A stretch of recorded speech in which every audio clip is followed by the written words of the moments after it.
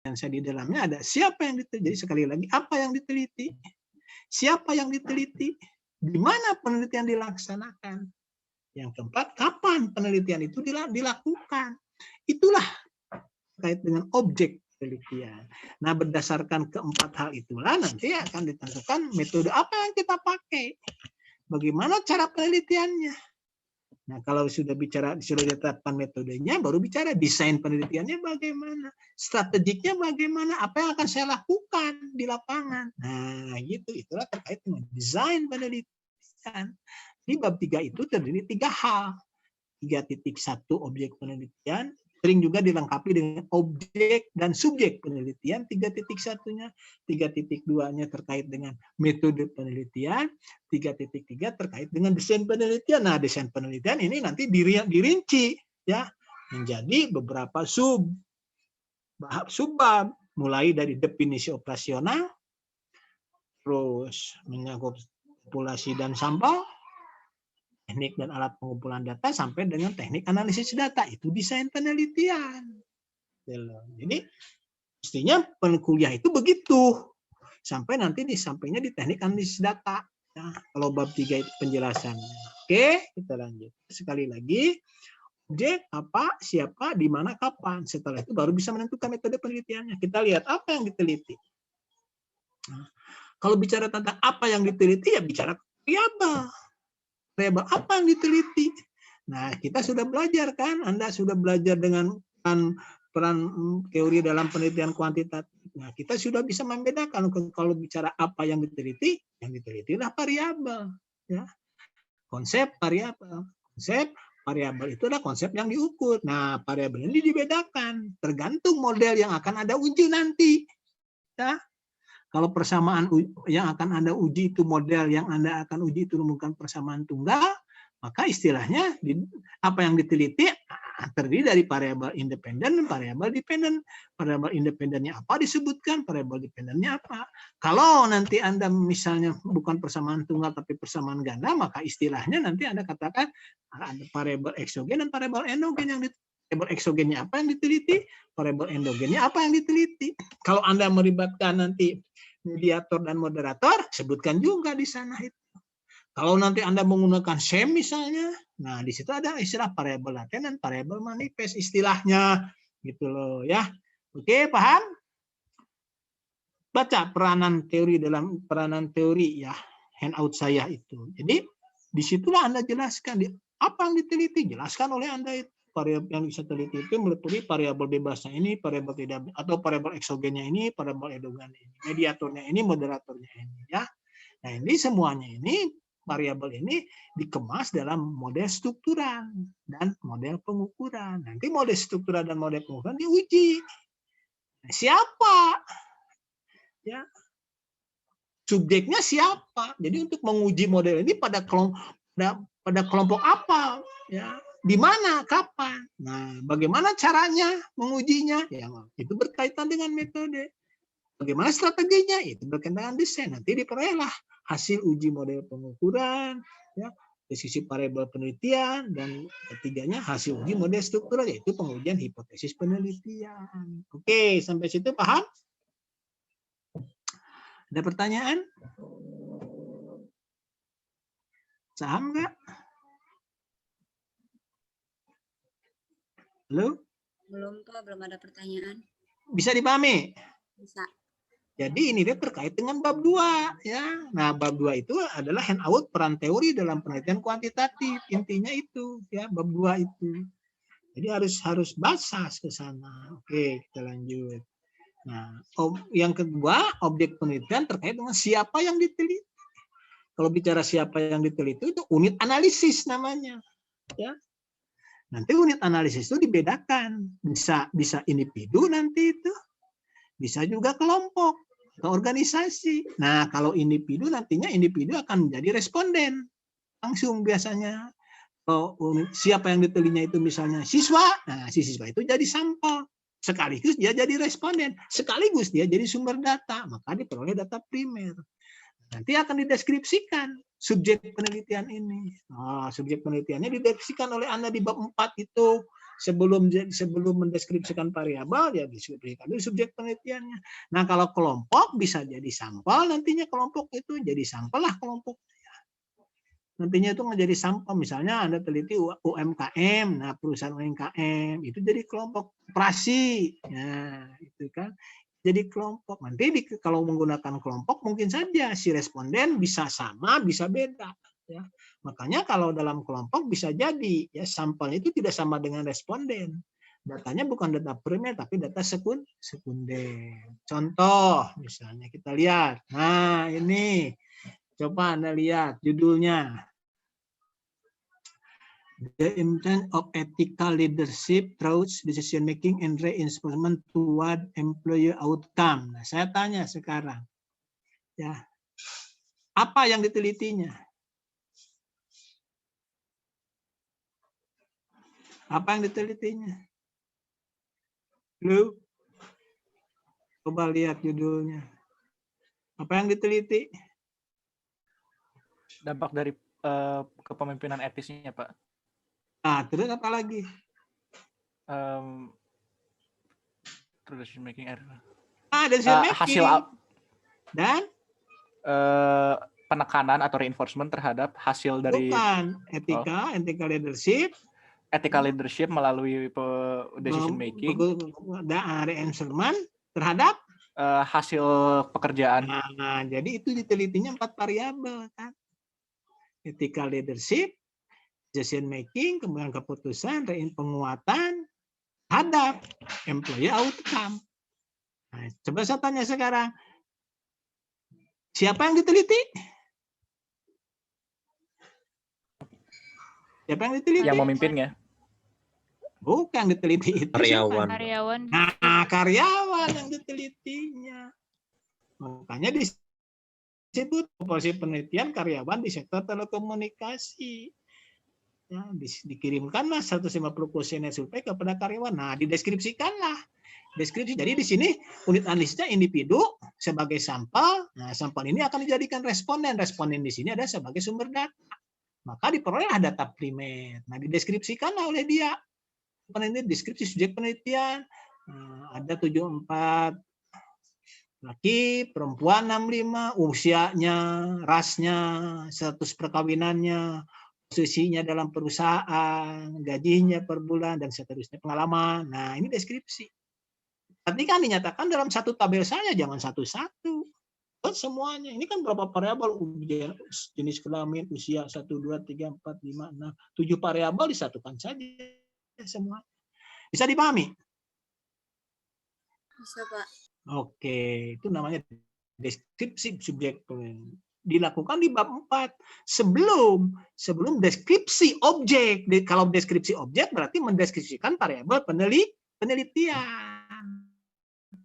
Jadi mendeskripsikan subjek penelitian, siapa yang diteliti. Ini jadi sekali. Nah, ini contoh lain. Contoh lain ini adalah unit analisis kelompok organisasi. Nah, di sini sampel kelompok organisasi dijadikan sampel tapi tidak sebagai responden. Ya, respondennya berbeda. Di sini responden sebagai sumber data.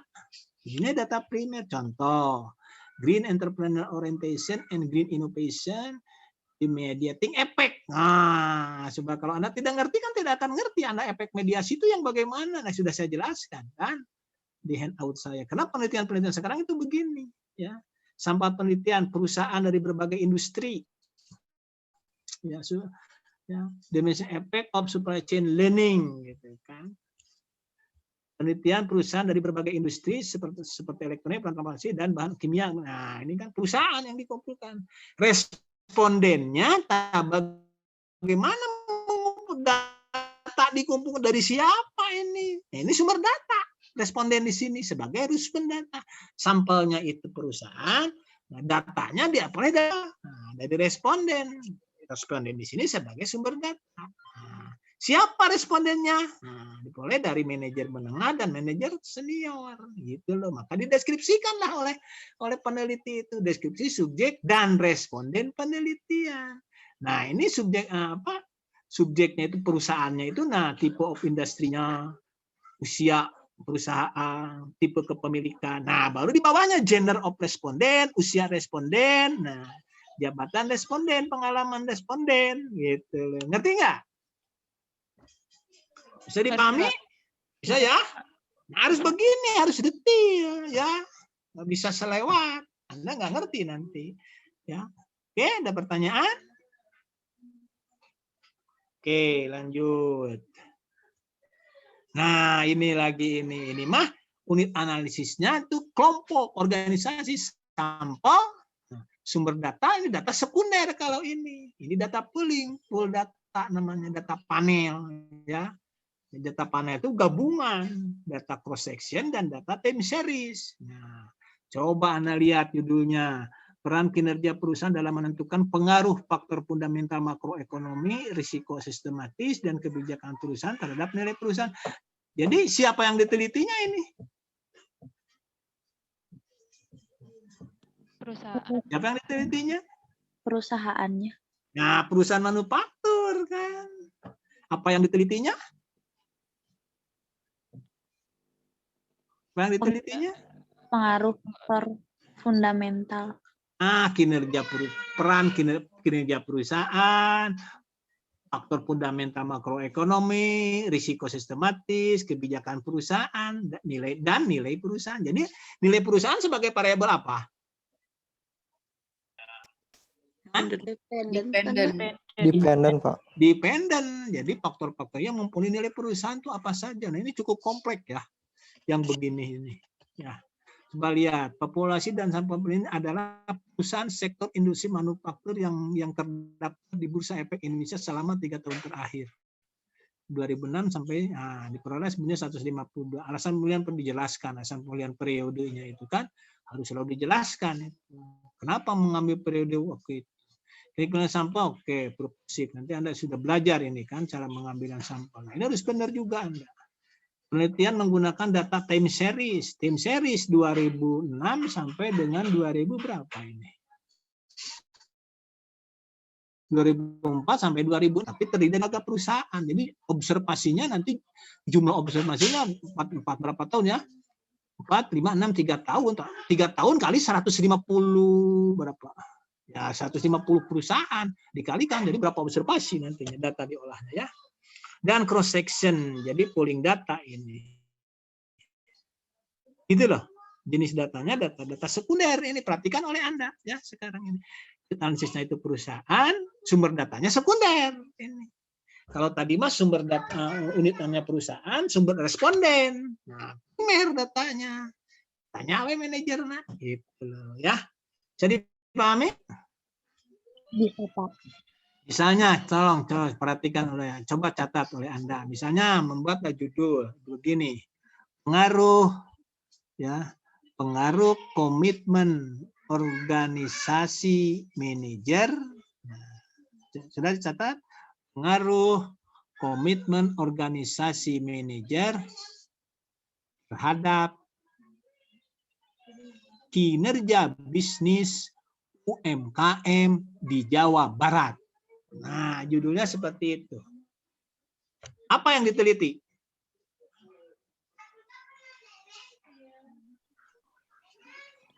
Apa yang diteliti? Hah? Iya, betul. UMKM. Judulnya apa? UMKM Jawa Barat. Ada berapa yang diteliti?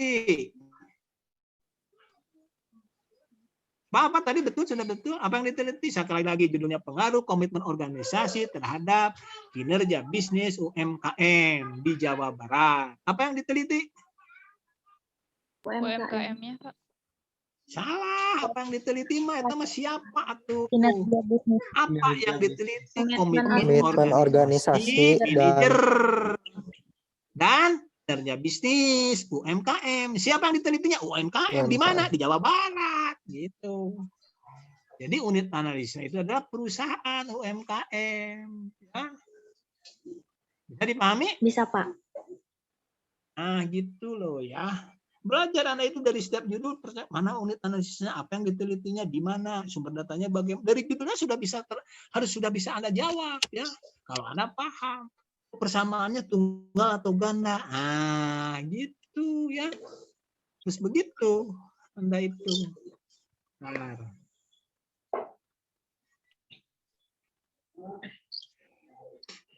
Allahu Akbar.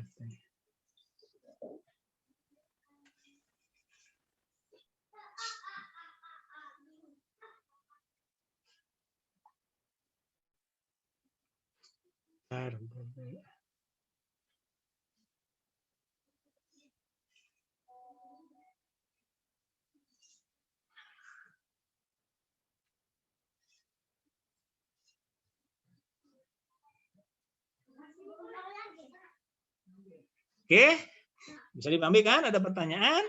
Oke, kalau gitu lanjut. Oke, nah ini sampai sini ya. Oke, nah sekarang yang ketiga.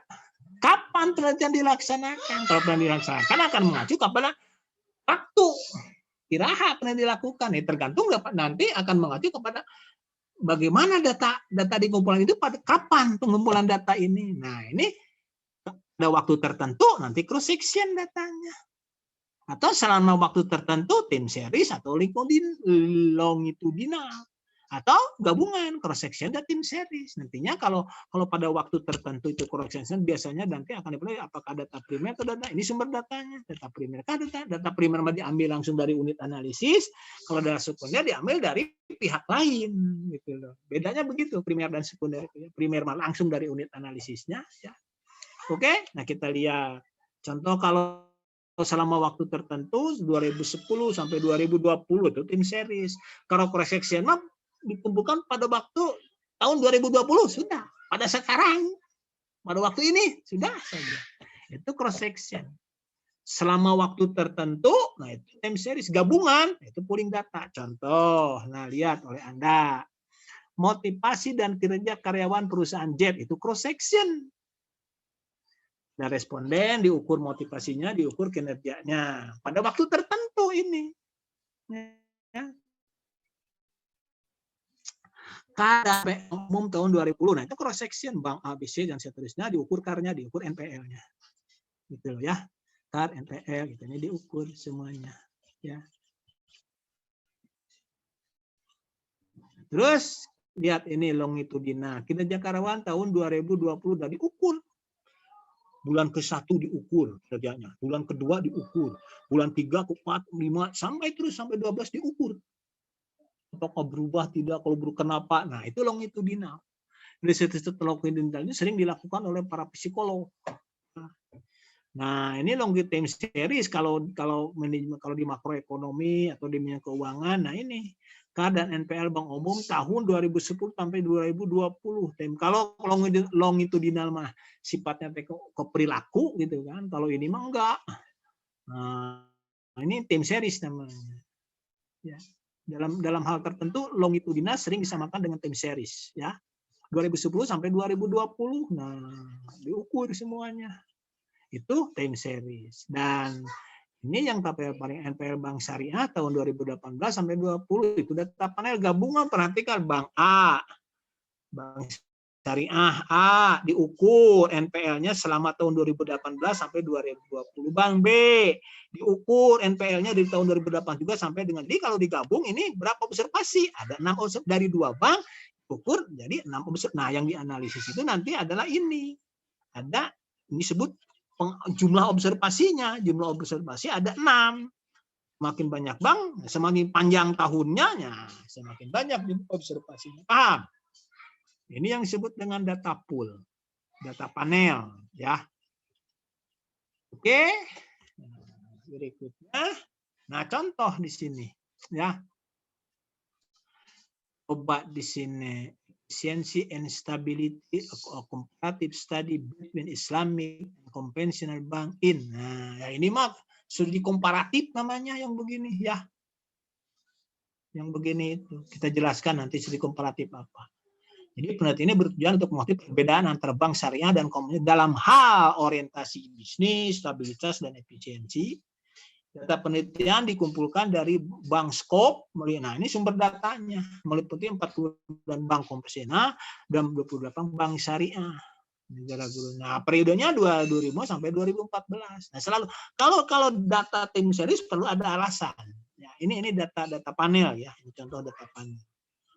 Jadi didasarkan atas 2 alasan. Pengambilannya selalu dilakukan alasan. Sama yang disertasi tadi juga ya, perlu ada alasan. Apa kedua waktu itu yang diambil? Nah, yang berikutnya di mana penelitian dilaksanakan? Nah, gitu penelitiannya itu. Kalau ditanyakan di mana, ada dua kemungkinan, dilakukan di laboratorium atau lapangan. Kalau laboratorium nanti ada eksperimen laboratorium, kalau di lapangan kemungkinannya eksperimen lapangan. Yang kedua, non-eksperimen. Nah, Anda pendidikan ekonomi biasanya ya melakukannya itu di mana? Di lapangan. Dan jarang melakukan di laboratorium. Anda paling juga di lapangan. Eksperimen lapangan di sekolah atau non-eksperimen. Bedanya antara eksperimen laboratorium dengan lapangan itu adalah kalau eksperimen laboratorium peneliti secara sengaja membuat situasi buatan untuk mengontrol dan memanalasi label penelitian, jadi dibuat situasi buatan. Misalnya Anda punya laboratorium, kita punya laboratorium di atas itu ya, micro teaching. Nah, itu eksperimen laboratorium bisa dikatakan begitu, dibuatlah kelas buatan. Gitu. Diambillah sampelnya secara random, masuk ke laboratorium itu, ke micro teaching itu, Anda ngajar. Nah, gitu ya. Nanti metodenya observasi, diamati. Nah, itu menggunakan begitu laboratorium. Diamati perilaku siswa, diamati perilaku gurunya. Nah, itu laboratorium. Tapi mungkin saja penelitiannya di lapangan, di sekolah, bener. Penelitian melaksanakan eksperimen dalam situasi alami. Di sekolah, kejadian yang betul-betul terjadi di sana.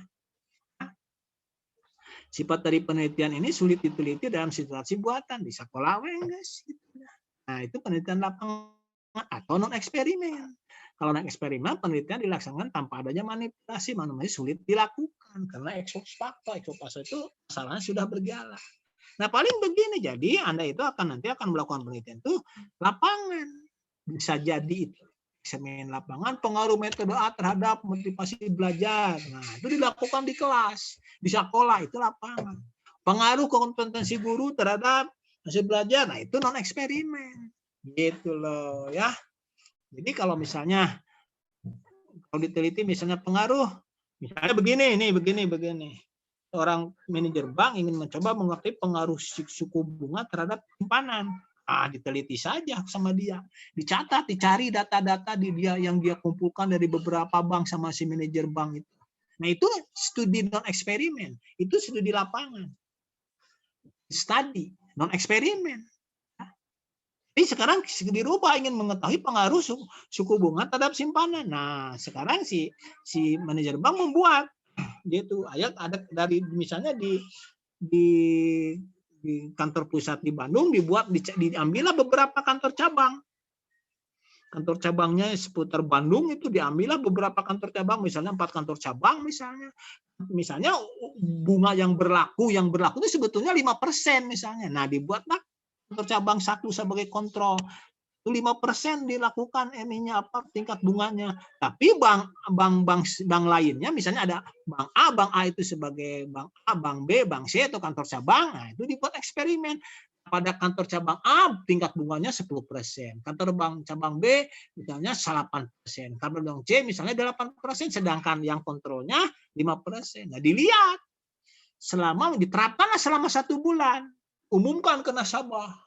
Nah, ini eksperimen lapangan. Tidak di laboratorium, di bank kami gitu ya. Kami di situ bank tidak merubah apa-apa, hanya merubah tingkat bunga saja. Itu treatmentnya. Suku bunga sebuah variabel bebasnya, tidak bebasnya simpanan dicatat. Minggu ke-1 pada bank A sabarahan simpanan, minggu kedua, minggu ketiga sampai jumlahnya berapa. Nanti di bank ini juga sama. Nah, nanti diperolehlah total simpanan selama 1 bulan, dibandingkanlah rata-rata simpanan pada bank A, bank B, bank C, bank D. Apakah ada efek tidak perubahan suku bunga itu? Nah, itulah eksperimen lapangan namanya. Bisa dipahami? Bisa tidak? Bisa, Pak. Nah, bagaimana kalau eksperimen laboratorium? Nah, ini malah lain lagi. Kalau laboratorium Anda membuatkan di sebuah laboratorium khusus misalnya dibuat. Nah, di sana Anda ambillah mahasiswa ekonomi atau mahasiswa bisnis ya. Diambillah secara random. Ada 40 orang, nah masing-masing sekarang diberikan diberikan uang oleh peneliti, dikasih dengan uang yang sama. Jadi Anda disuruh apakah uang itu akan digunakan untuk apa? Apakah akan disimpan atau bagaimanakan? Nah, nanti suku bunganya diberikan, kalau di perusahaan ini suku bunganya sekian dan sebagainya. Nah, itu mah eksperimen laboratorium namanya. Atau misalnya ya secara khusus tadi eksperimen itu yang paling mudah itu menggunakan micro teaching. Nah, itu eksperimen laboratorium namanya. Oke, paham? Nah, metode sudah mau sampai selesai. Apa itu metode penelitian? Kalau sudah selesai, siapa kapan baru kita menentukan metode penelitian. Metode penelitian itu cara bagaimana mengkaji objek. Objek beda, caranya beda. Maka pahami dulu objek dan subjeknya. Apa yang diteliti, siapa, di mana, kapan, baru bisa menentukan metode. Nah, metode penelitian cuma 2. Bisa dibedakan. Eksperimen, non-eksperimen. Metode itu. Eksperimen itu peneliti makanya ada khusus kan bicara tentang metode penelitian eksperimen mata kuliahnya ada ya?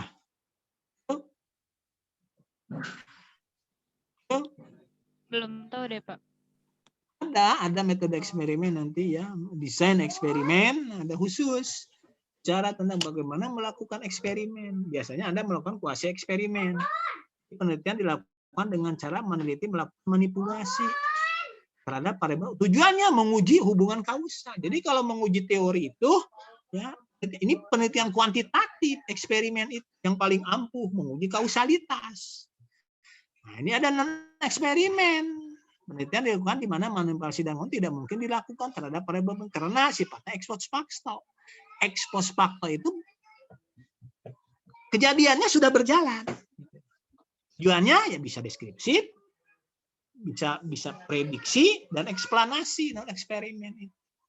Ya. Oke, kita lihat. Nah, ini yang sudah kita jelaskan tadi, metode penelitian itu bisa kita bedakan di mana dan bagaimana. Kalau di mana nanti ada laboratorium, lahirlah laboratorium eksperimen. Lapangan, ya eksperimen lapangan. Bagaimana? Ini kuasi eksperimen itu. Ya. Ibu, ayah sedang memberikan kuliah. Mana sih? Gitu loh ya. Jadi metode eksperimen itu bisa laboratorium, lapangan, bisa murni atau kuasi. Nah, kebanyakan Anda menggunakan kuasi di lapangan itu. Jadi paling juga Anda lakukan eksperimennya itu di lapangan dengan kuasi eksperimen. Apa yang disebut dengan kuasi eksperimen? Subjek penelitian kelompok eksperimen dan kelompok dipilih secara tidak random, tidak random. Kalau random jadilah murni. Gitu. Sulit memilih siswa nanti karena sudah ada di sekolah. Kalau dirubah-rubah, diacak-acak, sekolah di random dipilih nggak ganggu sekolah. Nah, gitu ya. Maka disebut kuasi. Kecuali Anda melakukannya di micro teaching, nah, partisipannya di random, nah itu bisa jadi murni penelitian, ya, true eksperimen. Oke. Nah, ciri-ciri eksperimen itu selalu membandingkan 2 atau lebih kelompok eksperimen dan kelompok kontrol. Memberikan perlakuan, treatment. Nah, perlakuan treatment inilah sebagai variabel dependen. Randomisasi itu pasti kelompok eksperimen dan diambil secara ada penugasan random. Kalau tidak random jadi kuasi. Yang keempat, melakukan hasil perlakuan. Melakukan kontrol terhadap variabel lain. Kontrol inilah yang disebut bagaimana mengontrol extraneous variabel pengganggu. Makanya Anda melakukan ada variabel lain. Misalnya begini, pengaruh metode pembelajaran A dan B terhadap hasil belajar. Nah, itu eksperimen, ya. Kuasi di sekolah. Jadi ada kelas yang diberi metode A dan metode B, sedangkan kontrolnya itu adalah metode ceramah yang biasa dilakukan guru. Oke, gitulah itu kuasi, ya. Nah, contoh kuasi eksperimen itu bisa pre-test and post-test, experimental group design, test only with experimental and control group, dan time series design. Nah, contohnya di atas lah, ya. Ini biasanya nanti didalami lagi dalam mata kuliah khusus bagi Anda itu, ya, metode penelitian desain kuliah desain eksperimen kalau tidak salah, ya. Jadi, nah perhatikan di sini pre-test and post-test experimental group design. Jadi ada kelompok eksperimen, nanti di treatment, sebelum treatment diukur dulu. Ya, jadi Anda ada kelas A dipakai metode tertentu, metode PBL. Sebelum belajar menggunakan metode PBL diukur dulu hasil belajarnya, pretestnya. Setelah itu berjalan terap metode PBL, nanti setelah itu treatment. Nah, treatment ini berjalanlah pembelajaran itu. Nanti diukur post-testnya. Nah, dibandingkan antara skor pre dan post-test. Q2 dikurangi Q1. Nah, itu kalau ini menggunakan grup yang bawah, post-test and control group. Jadi ada kelompok, nah, kalau pada kelompok eksperimen yang diberikan, treatment grupnya tidak. Nanti diukur outcome-nya, hasil belajarnya dibandingkan. Nah, kalau ini time series, misalnya, yang paling mudah ini ya, di ekonomi, di bisnis, ada program diskon. Jadi, nah, sebelum diskon, minggu pertama, minggu kedua diukur, terapkan diskon, nah, diukur lagi, minggu berikutnya, nah, diukur M6, 67, nah, boleh dilihat. Selama M1 sampai M5, oh ternyata diberi diskon, nah, di treatment, baru diskon terhadap volume penjualan, misalnya judulnya itu. Diskon dikasih di sini. Dilihat, minggu ke-6, 7, dan seterusnya. Kan meningkat, nah, dibandingkan, signifikan tidak. Nah, kita katakan, oh ternyata diskon mempengaruhi terhadap volume penjualan. Nah, gitulah yang paling sederhana, itu time series. Boleh Pak begitu seperti itu? Boleh. Anda misalnya akan meneliti pengaruh metode A. Yang paling sederhana ini, sebelum terus aja belajar. Nah, kayak begitu Anda gunakan terus metode ini seberapa bulan, ukur nanti hasilnya bagaimana. Bisa itu tim seri seperti ini. Ya, bisa dipahami? Ada pertanyaan? Ada pertanyaan?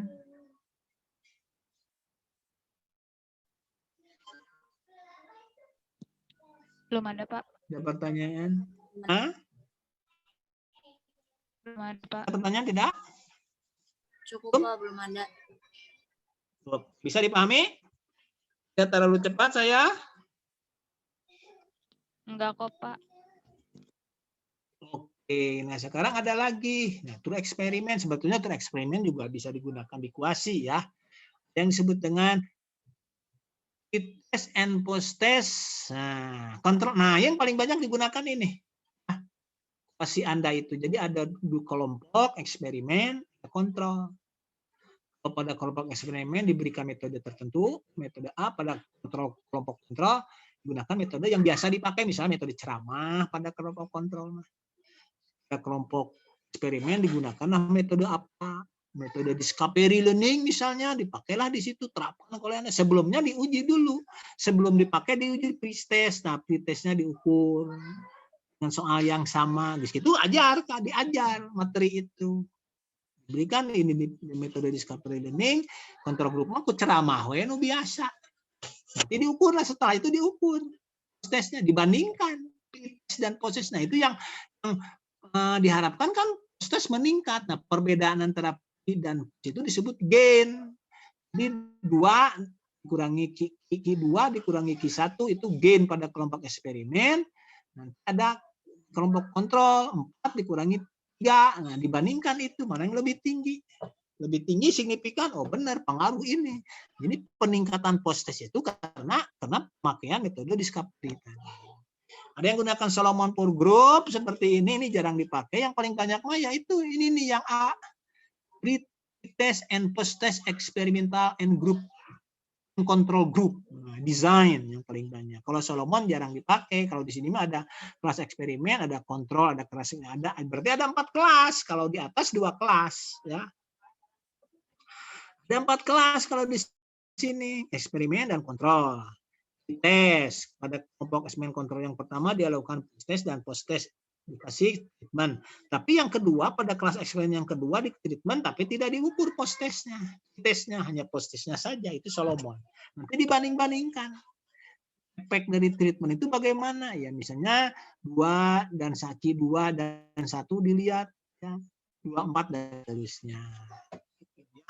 Solomon jarang dipakai ini. Yang juga di samping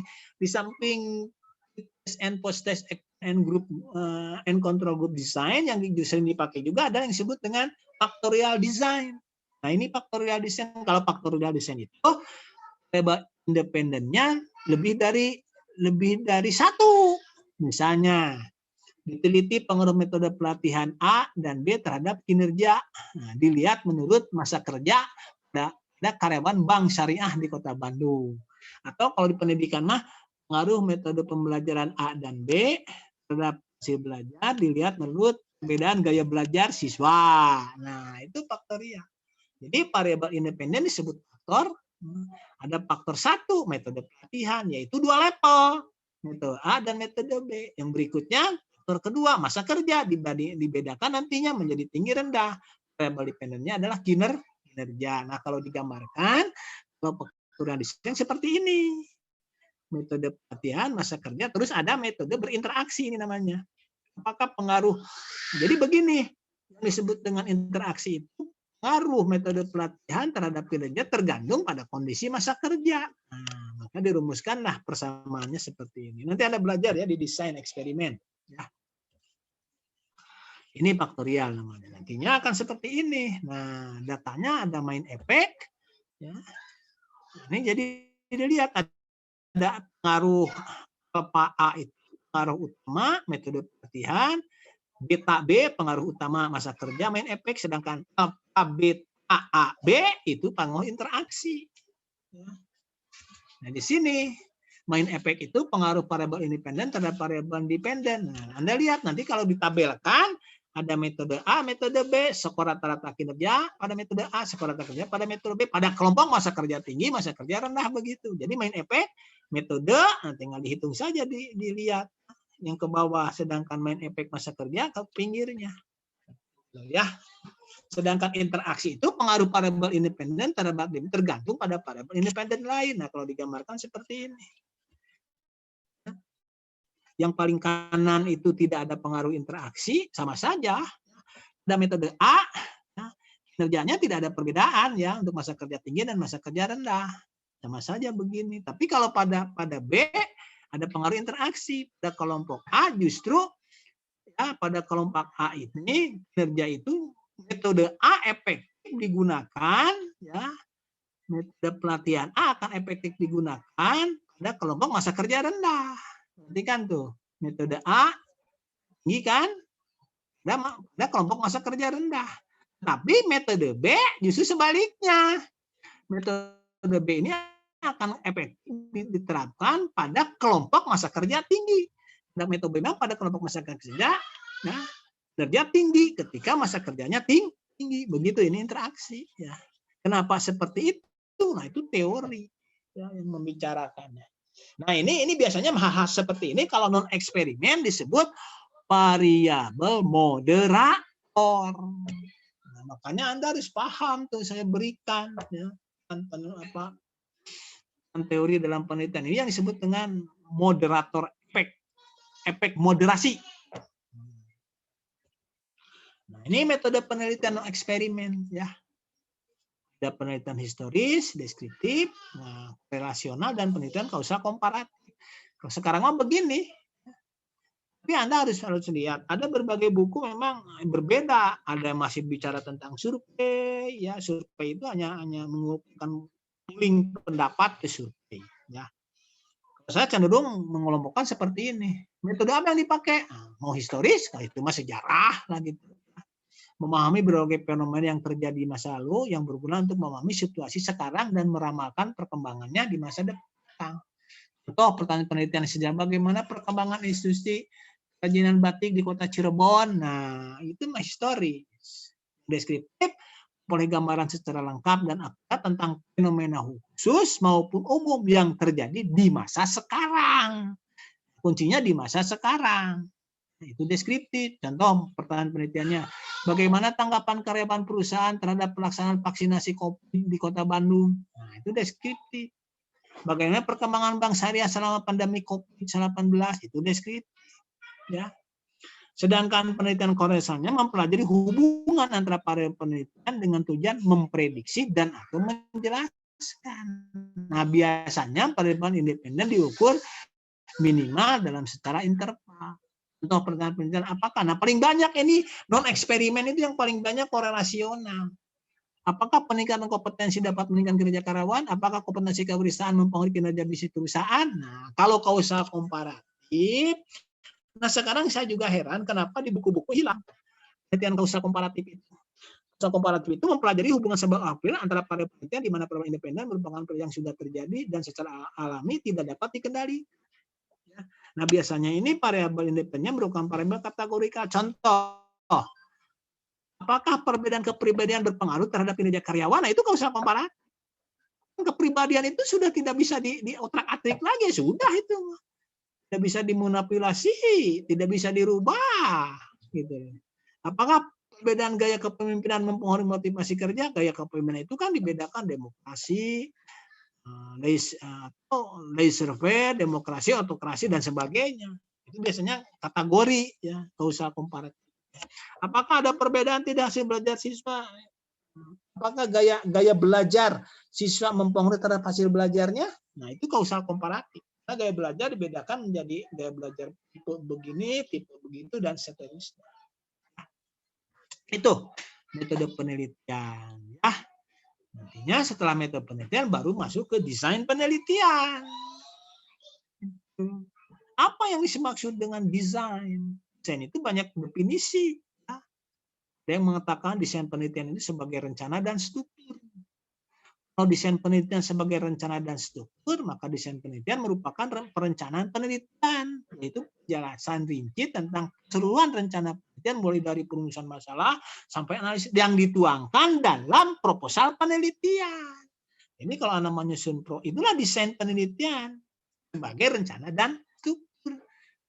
Desain penelitian juga bisa dinyatakan sebagai strategi. Kalau sebagai strategik, nah saya citat dari sekarang dan Bogi. Riset desain adalah blueprint atau plan for the prediction, measurement, analysis of data untuk yang dilakukan untuk menjawab your research question.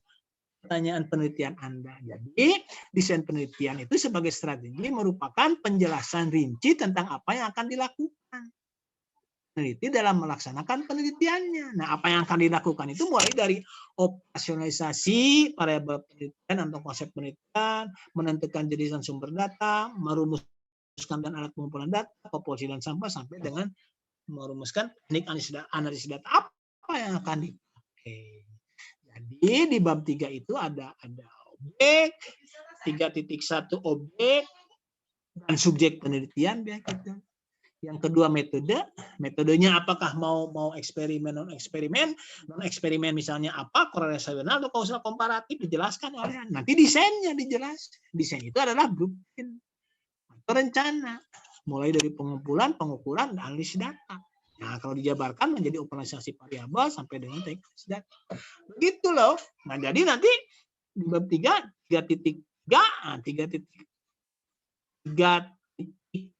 itu desain penelitian, 3.31 definisi operasional, 3.2 jenis, 3.2 dan seterusnya. Nah, kita akan bicara nih masing-masing akan dijelaskan. Gitu. Sekian, terima kasih. Ada pertanyaan? Oke. Pertanyaan? Ada pertanyaan? Oke, ada pertanyaan, silakan mau diskusikan. Mau bertanya tentang yang belakang boleh. Kuliah yang dulu dijelaskan oleh Pak Dadang boleh ditanyakan di sini. Silakan.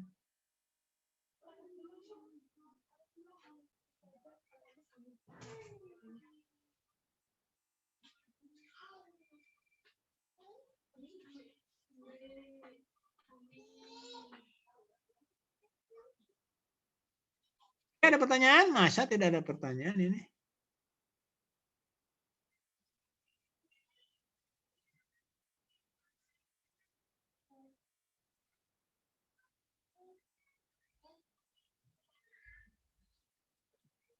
Pertanyaan? Paham semuanya? Paham? Oh, paham ya sudah. Ini cukup sekian. Ya. Kalau tidak ada pertanyaan, tolong dibaca ya peran teori dan penelitian kuantitatif. Karisma ada pertanyaan? Nggak ada, Yang Pak. tanyakan? Kalau tidak cukup sekian ya. Hari ini saya terasa lesu sekali. Oke? Kalau tidak ada pertanyaan, kuliah kita cukup sekian hari ini ya. Nah, Sep ada pertanyaan, Sep? Cukup? Iya Pak, cukup Pak. Oke, kalau cukup terima kasih ya. Mudah-mudahan Allah Subhanahu wa taala memberikan kemudahan, kelancaran, keselamatan, kesehatan kepada kita semua. Amin. Terima kasih.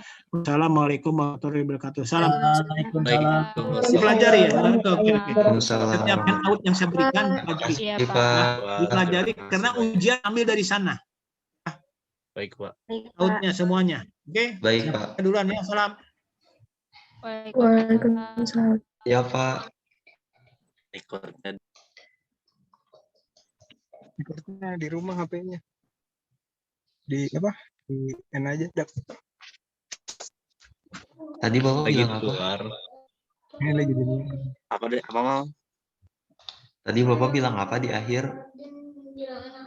Nanti ujian dari out bahannya. Bacain outnya. Bukan yang pelajaran itu. Apa tadi yang Bapak agak apa sih? Agak pusing, lemas ada nih. lemas. Ini. Capek. Lesu. Ah, lesu, lemah, letih, lesu. Belum mulai. Iya siap. Naon Cimahu, kamane Cimahu teh belah mana nih Cimahu teh? Cimahu teh kota baru ya. Wilayah baru.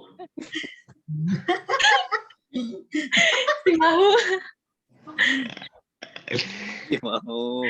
Itu teh benar rumah makan Padang. Karena saya berduka, saya rumah makan Padang kalau duruk. Oh, kayak dapat itu Sekarang aja. juga makanan. Cimahu, lih. Cimahu.